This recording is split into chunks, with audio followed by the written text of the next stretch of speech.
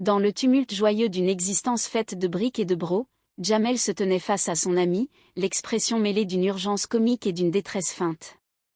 Il commença par une supplique directe, pressante, comme on en lance seulement à ceux avec qui on a partagé 1000 galères.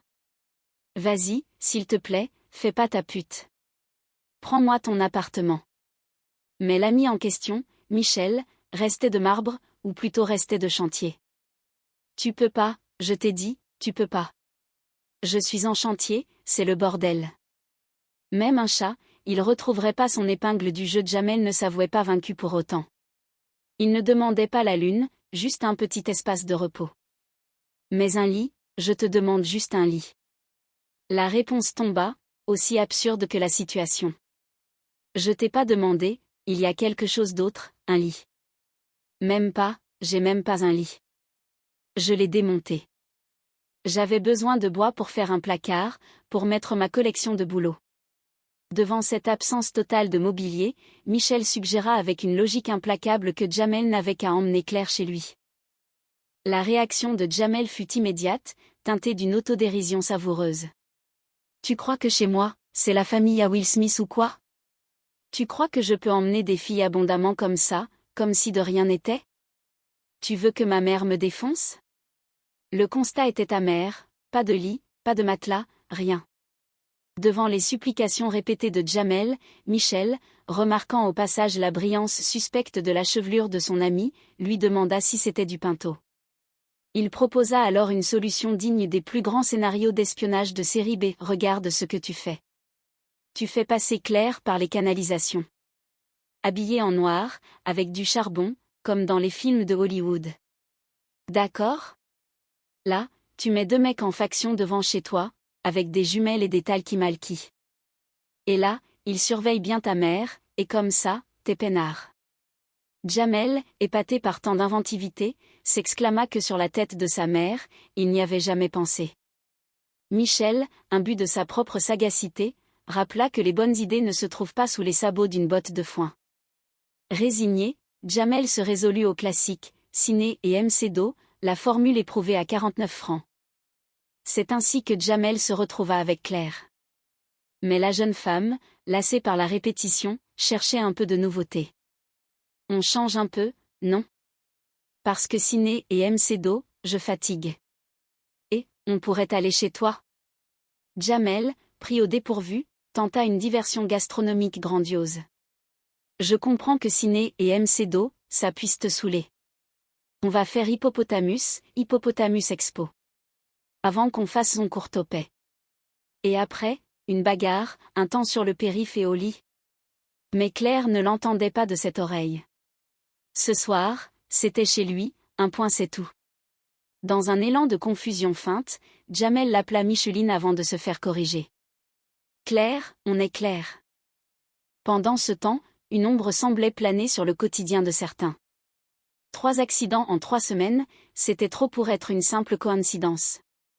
La coupable était toute désignée, une montre Mickey. C'est la Mickey's malédiction. Si vous y croyez pas, prenez-la. Mais personne n'en voulait, non par peur, mais par pur goût esthétique, la trouvant tout simplement immonde. Pourtant, cette montre finit par atterrir entre les mains de Clara, comme un cadeau empoisonné d'un jour de bonté. On vantait ses mérites, waterproof, ou plutôt Walt Disney, et surtout multifonction, car en plus de donner l'heure, elle portait malheur. Pour certains, ce n'était qu'une superstition de plus, comme un chat noir ou une échelle. Mais les petits désagréments de la vie, comme un trottoir transformé en cabinet pour chiens, venaient renforcer la légende de la poisse. Michel, de son côté, s'apprêtait à partir en Corse pour le remariage de son père. Il finit par céder son appartement à Jamel, non sans lui rappeler leur amitié solide, forgée durant l'été dernier au son des délires sur le clan des Capucins. Tigadigadigadi, tigadigada. Mais la condition était stricte, une attention absolue au canapé Ontario, ce chef-d'œuvre de mi-coton, mi-nubuck, mi-sky. Jamel promit d'être comme un frère pour le meuble, de le câliner.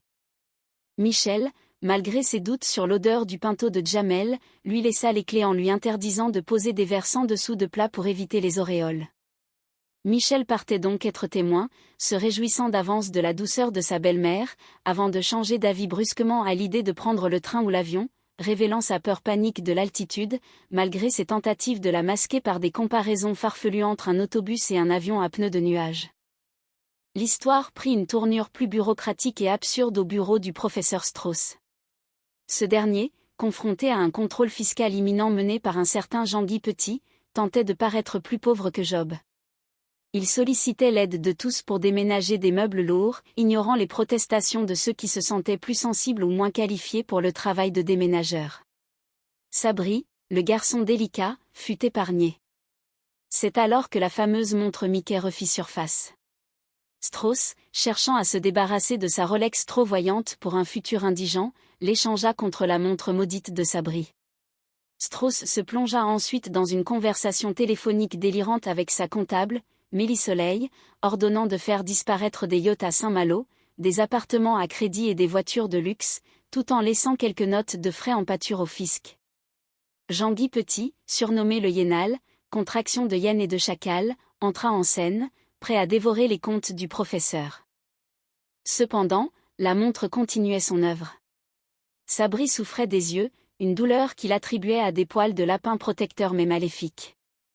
La tragédie, ou plutôt le comique de répétition, frappa Jean-Guy Petit de la manière la plus improbable qui soit, tué par un ours échappé du zoo dans une sanisette sur les Champs-Élysées. Une histoire mortelle, au sens propre comme au figuré. De retour dans l'appartement de Michel, la situation devenait intenable pour Jamel. Il devait faire passer son ami, revenu prématurément à cause du brouillard, pour son frère atteint d'une chimio imaginaire afin de justifier son comportement étrange devant Claire. Les mensonges s'accumulaient, fausse fraternité, collection de masques prétendument africains achetés à Strasbourg, et une panique totale face à une tâche sur le précieux canapé Ontario que seul le K2R pourrait sauver. Jamel s'embrouillait dans ses explications sur l'élevage de renardelles et de louveteaux pour expliquer ses différends familiaux, tandis que Claire, émue, le poussait à se réconcilier avec son père.